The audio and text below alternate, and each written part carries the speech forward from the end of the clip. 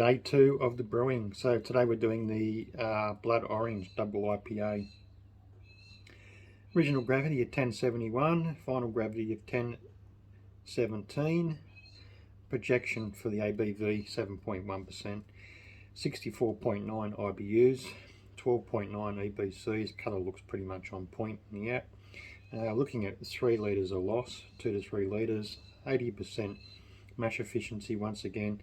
Boil time is going to be 90 minutes for this. It's going to be a 19 litre batch, thereabouts.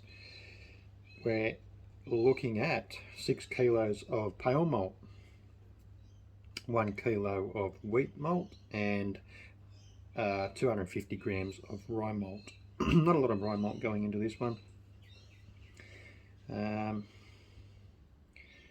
25 grams of Eureka at 90 minutes. That'll bring us to 40.8 IBUs. We're going to use 10 grams of Strata at 60 minutes, a further 14.3 IBUs. Cascade at 30 minutes, 15 grams of that at 7.1 IBUs. Willamette, the New Zealand Willamette, 10 grams at 15 minutes at 80 degree hop stand, 0.6 IBUs. 10 grams of Eureka, 15 minutes at 80 degree hop stand, 2.1 IBUs. And then a dry hop around about day 3, 40 grams of Chinook for the dry hop. It'll be 36% of the initial hop schedule. We're going with around about 12 grams of Fram Garden Vacy yeast for this one. Nice and fast, makes it easier too because we haven't got temperature control to go on, so we'll just use a heating belt. Coming into the warmer seasons here in Australia, so it should be fine.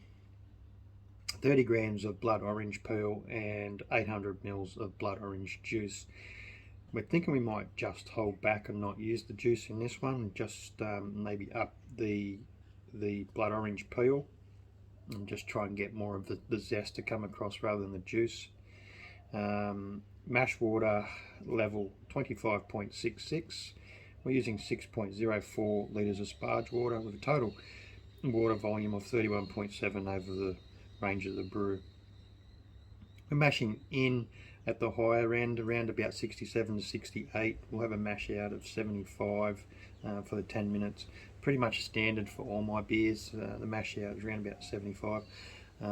Excluding the one that we done yesterday being the blood orange saison. That's quite a few steps in the mashing process and also the fermentation process. I'm going to go 18 degrees for 10 days with this one. That is on the lower end of the Fram Garden Vacy temperature range, but we don't want to push too many of those mango flavours and stuff that you get from the Fram Garden. So we're going to mash in and see how we go. Hopefully we can get all the grain into this size water volume. I've had trouble in the past, but I've managed to make it work. See how we go.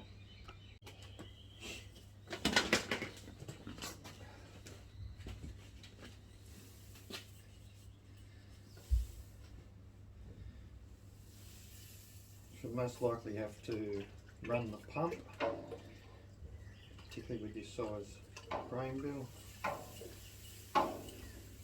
Keep the circulation going. The other thing I probably should have added to this was rice hulls, just so we don't get stuck and we have a little bit more free filtration going on, but see how we go. There's a coarse crush on this, nothing too fine.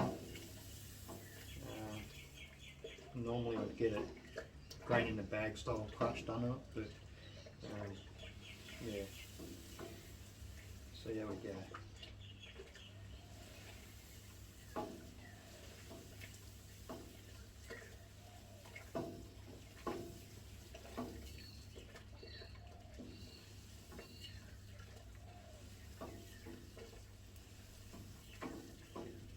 Quite a simple grain bill.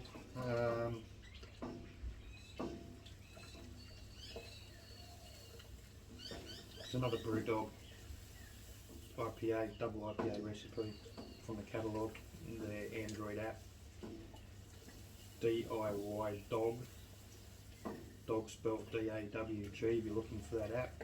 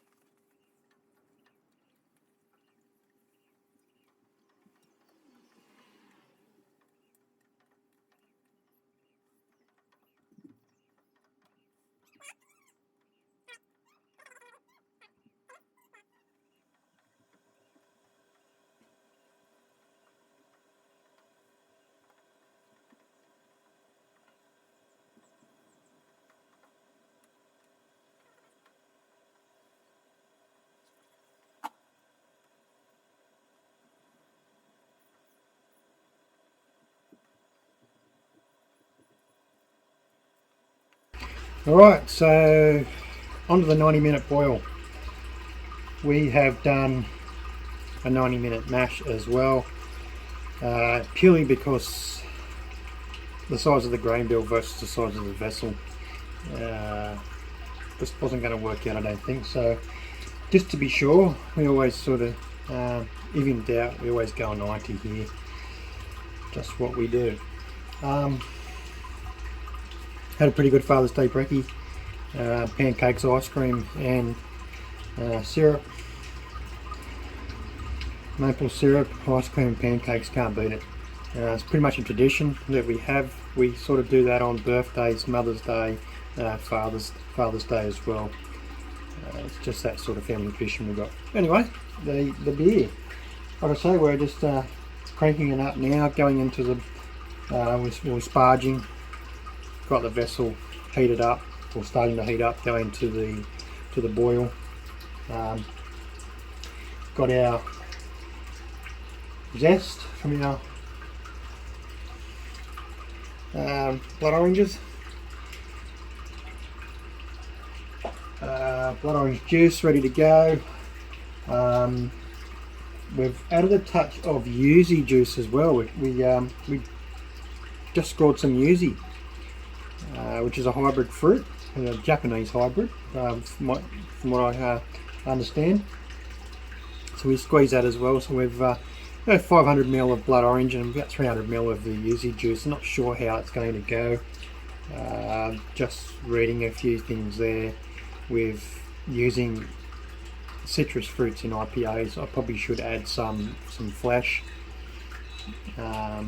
Minimal amount of pith and zest as possible when you're doing it in the boil. And it looks like they're adding it around about the 30-minute mark, so we might do that. We might use up the rest of the remainder of the blood orange fruit that I've got there, and some yuzu fruit. We might add it into the boil. Sort of against changing the recipe once I get started, but I've done that, or I've already added some yuzu juice, so I might just see how it goes adding the fruit to the actual boil.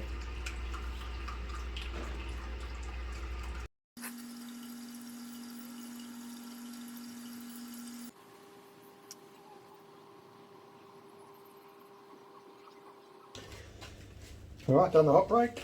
Now I've got the boil going. 90-minute edition, 25 grams of Eureka. Smells absolutely unreal. Still got quite a few kilos of this Eureka sitting in the freezer. So I'm just going to throw them in a bag.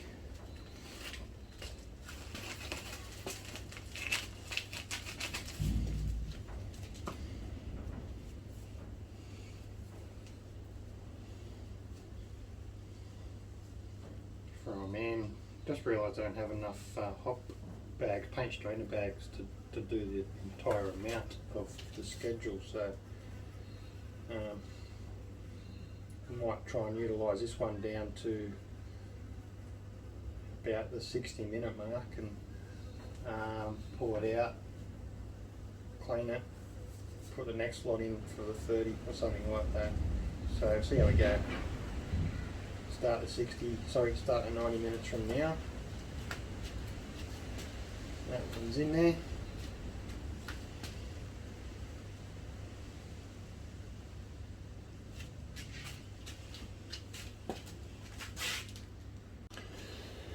Also got the Vacy yeast starter going. Confident it'll be fine. Not really a start, just a sort of enhanced, I guess call it enhanced rehydration. So using a bit of a first runnings off the wort. Let it cool down to about 30 degrees, and throwing the yeast in, give it a bit of a head start. Pretty confident though. Alrighty, 10 grams of strata at the 60-minute mark.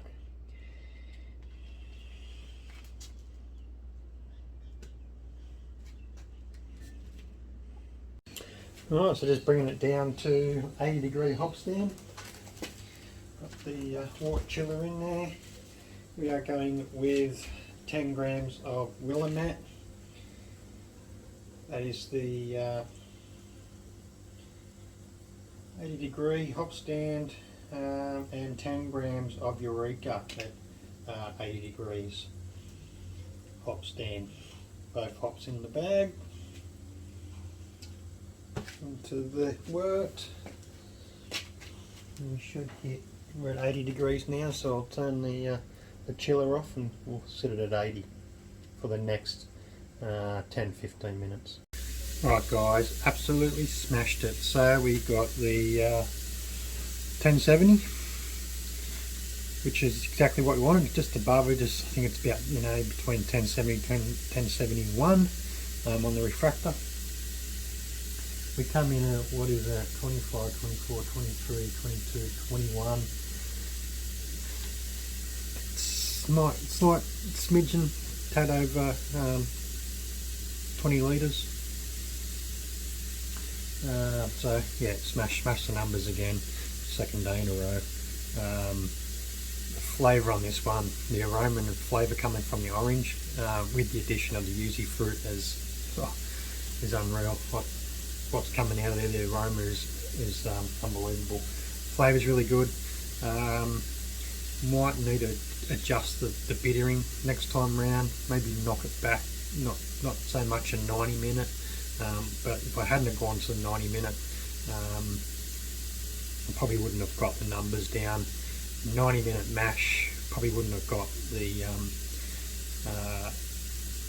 the starting gravity that I've got now, and I certainly, if I hadn't done the 90 minute boil, I wouldn't have got down to that 20 litre mark. The aim was actually 19, between 18 and 19. I try to stick to that. 20 is a bonus, particularly at 1070. So what doesn't fit into the keg, might fill us a couple of bottles, and hopefully this one comes out an absolute perler.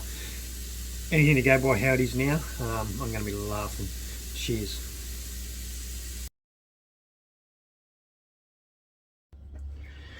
Alright, so here we are. Grain to glass for the Tiger Mica double IPA, blood orange double IPA. As you can see, this one has really been dominated by some of the colours that have come out of those blood oranges. So the second batch of blood oranges that we used in this one, the size on the blood got the first batch of blood oranges. The second batch that came through from Vacy, Lower Hunter Valley, was a lot deeper in colour, a lot more ripe. Even the colour of the skin, the outside of the fruit was a lot different in colour as well. So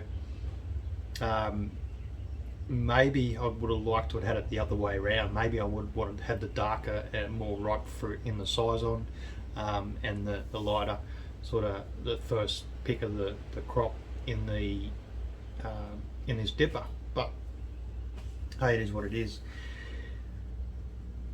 as the appearance shows, it's got that sort of red tinge that you can see there that carries through in all different kinds of light. It's a lot more prominent in certain light than it is obviously in others. Carbonation, we're still working on the carbonation, but the carbonation's almost there. So it's holding ahead. It's got the colour I expected from it. Aroma. Okay, straight up, what I'm getting with this particular one is it's almost like a candy, more of a deeper grain note as well, being a much bigger grain bill, a little bit different in the recipe, big on the ale malts. Not as many grains went into this one as it did the size on, but both, I did mention at the start of the videos that both of these recipes are from the Brewdog catalogue on Android.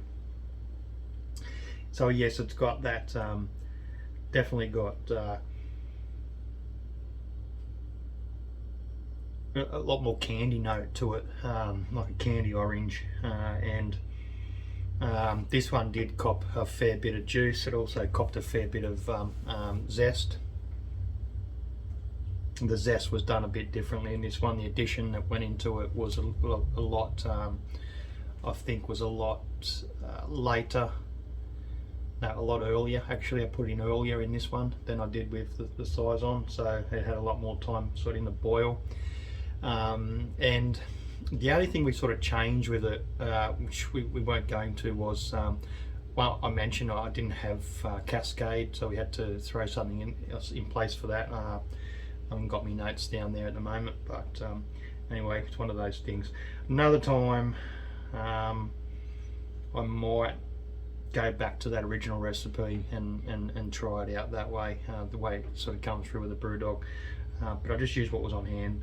We didn't use the Chinook in the dry hop. We actually went with Eureka. I'm wishing I sort of didn't now, because I'm picking that up in the aroma. We're supposed to come in at the 7.1. We ended up dialing in at the final gravity. So 1070 was the original plan of starting gravity, but yeah, 1071 for original gravity. Final gravity was supposed to come in at 1.017. Once again, we got fair way down with it and tested over a couple of days. I just didn't think my hydrometer was telling me the truth when I tested both beers, but no, it kept giving me the same reading. So I calibrated it and tried again, and yeah, I still got the same reading. So we came in at 8.93. So very close to the 9% double IPA mark. 64.9 IBUs. It's probably still pretty much close to that. Eureka and Chinook very similar in their alphas. Beta alphas are slightly different. Well, there's quite a difference in their beta acids. But saying that, from a 7.1 to a 8.93, we did use the Framgarden Kvike yeast in this one. May have been an overpitch, so I might be getting throws of the descriptors of that yeast in this beer. What's coming through on the aroma is telling me that sort of story. Anyway, in for the taste.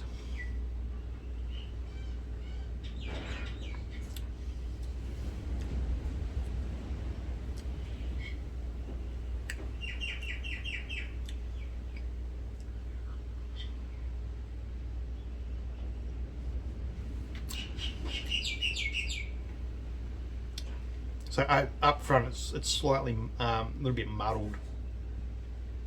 There's a couple of different flavours going on there, and not exactly pleasant straight up. I'm hoping it does sort of mellow out a bit. The booziness is there. The orange pith is definitely there. That's come through. Then it's got that sort of pine. And the descriptors that you get from Eureka. Hopefully it settles down a bit.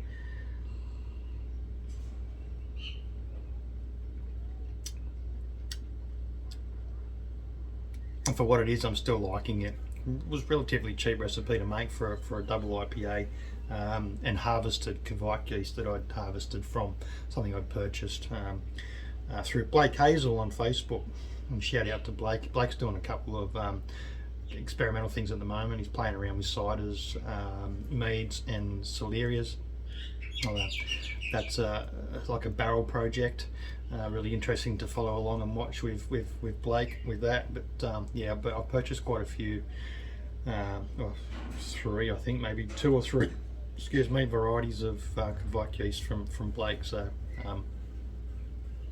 my harvested stuff is obviously changing a little bit compared to what the original stuff was like. We're using yeast that's been used in different styles, particularly lighter styles. So going into a heavier style, I think it's just got to be adjusted. So we weren't going to originally, but we did harvest off for the double IPA for use in the next double IPA. And like I mentioned, I might just go back to the original recipe and give that a crack very soon. While we've still got it on keg, we can put into the next version, the original version, into a keg, and we can do it side by side. So we'll do everything the same except for the hop additions that we changed for obvious reasons. No Cascade, and I just wanted to use up some Eureka that I've got there before I use the Chinook, which is Chinook's a lot fresher. So rather than see hops go to waste, here we are. Overall, I'm still pretty happy with it. I'm sure it'll mellow out over time. There's going to be quite a few kegs full, so it might be just one of those beers that we'll travel back to, and when it's sort of within that flavour profile that I like, then I'll empty that keg.